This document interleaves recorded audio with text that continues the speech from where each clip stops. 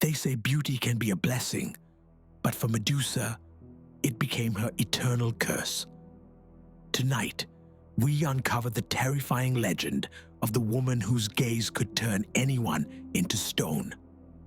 Long before she was a monster feared across the ancient world, Medusa was a mortal woman of extraordinary beauty. Her hair shimmered like strands of gold, and her eyes shone with such brilliance that even the gods themselves took notice. But in Greece, beauty often attracted danger. It was said that the sea god Poseidon desired Medusa. One night, within the sacred temple of Athena, he forced himself upon her. The goddess Athena, enraged that her temple had been desecrated, turned her fury not against Poseidon, but against Medusa. With one merciless act, Athena transformed Medusa's flowing hair into writhing serpents and cursed her with a power so dreadful that no mortal or god could meet her gaze without being turned into stone. From that day, Medusa's life became one of isolation and fear. She fled into the farthest reaches of the world, seeking shelter among dark caves and desolate cliffs. Her once celebrated beauty was now replaced with horror. Villagers whispered of statues found in the wilderness, frozen in poses of terror. Men who had sought to claim or kill her, only to fall victim to her deadly gaze. Some say Medusa wept endlessly, for though she was cursed as a monster, inside her heart still longed for the life of a mortal woman. But as time passed, rage consumed her, and she embraced the role of the terrifying Gorgon. Medusa's power became so feared that even kings trembled at her name. Polydectes, a ruthless king, sought to rid the world of her by commanding the young hero Perseus to bring back her head. Perseus, armed with gifts from the gods, embarked on the impossible quest. Athena granted him a polished bronze shield, gleaming like a mirror. Hermes gave him a sword sharp enough to pierce even divine flesh.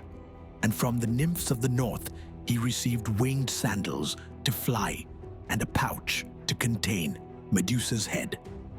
Guided by Athena, Perseus ventured into the lair of the Gorgon sisters.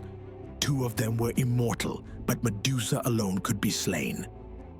Her cave echoed with the hiss of serpents and the silence of countless victims. Perseus dared not look directly at her.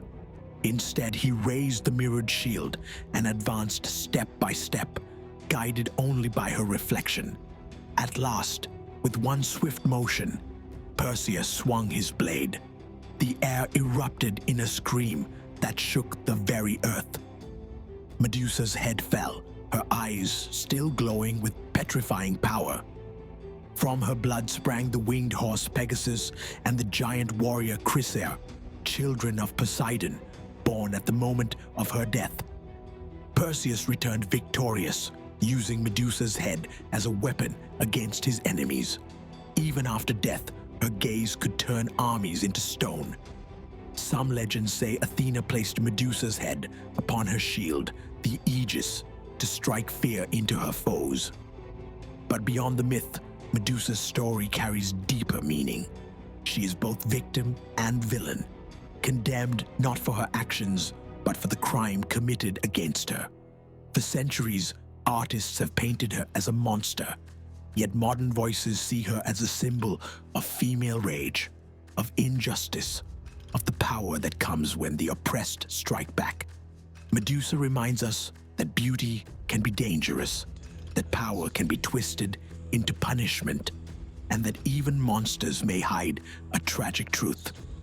So the next time you hear the name Medusa, remember, she was more than a monster. She was once a woman whose curse came not from her own sins, but from the cruelty of gods and men. And though her story ends in blood, her legend lives on, etched into stone for eternity. If you enjoyed this story, make sure to subscribe for more myths, legends, and dark tales, because Mythica Stories has only just begun.